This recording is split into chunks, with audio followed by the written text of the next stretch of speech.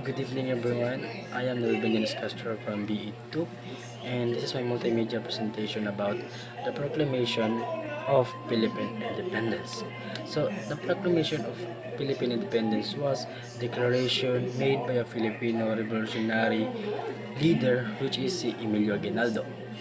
On June 12, 1898, at the central home of the country's first president, si General Emilio Aguinaldo, Fami in Cavite, and Philippines.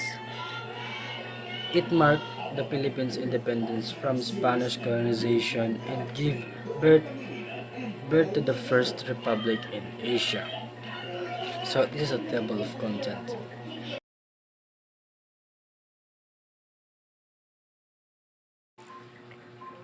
Historical background: Spanish colonization. The Philippines was originally inhabited by various indigenous people before the arrival of Spanish explorers led by Ferdinand Magellan in 1521. Over the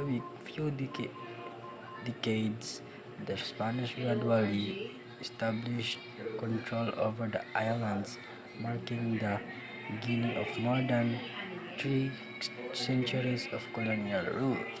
This is the Declaration of Philippines Independence.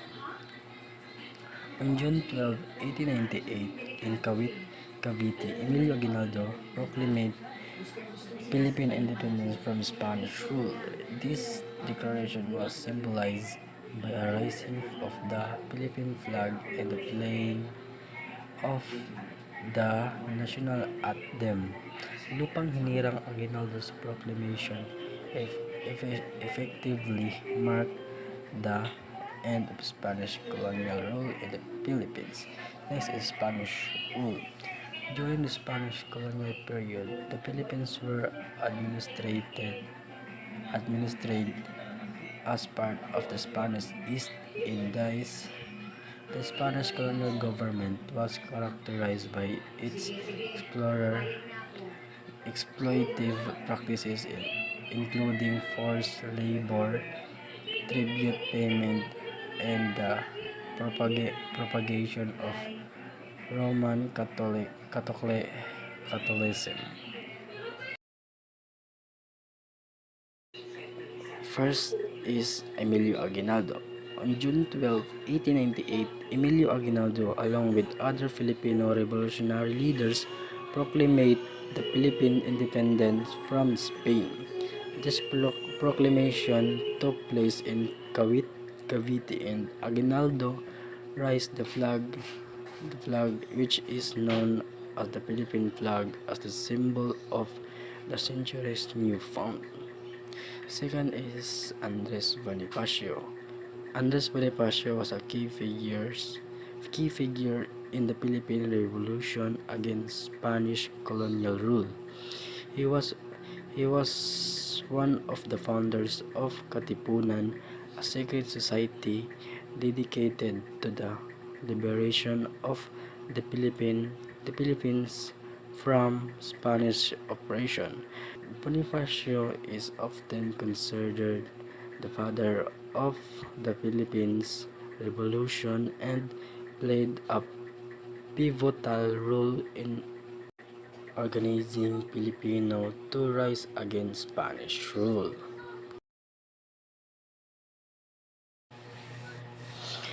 Playing of the Philippine National Anthem. The Philippine National Anthem, which is Lupang Hinirang, composed by Julian Philip with the lyrics by Jose Palma, was was played for the first time during the proclamation. It it has since become the century's official national anthem. Rising of the Philippine flag. After the reading of the proclamation, the Philippine flag was raised to symbolize the country's independence. This was a powerful and symbolic moment in the ceremony. The events of June 12, 1898 marked the beginning of the Philippines' quest for a self-determination. Although it was a crucial moment in the country's history, it was followed by a more extended struggle, including the Philippine-American War and the eventual establishment of the Philippines as a Commonwealth under U.S. sovereignty before gaining full independence on July 4, 1946. Last is significance.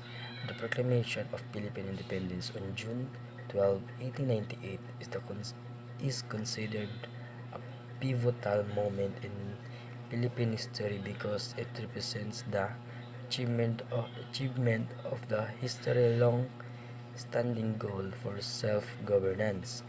The Declaration of Independence marked the end of more than 3 centuries of Spanish colonial rule and the beginning of the Philippines as a sovereign nation.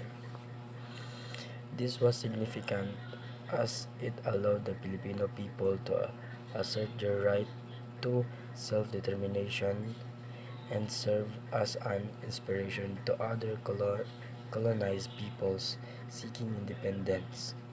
Independence paved the way for the country's development as a democratic nation with a unique national identity rooted in Philippine history and culture.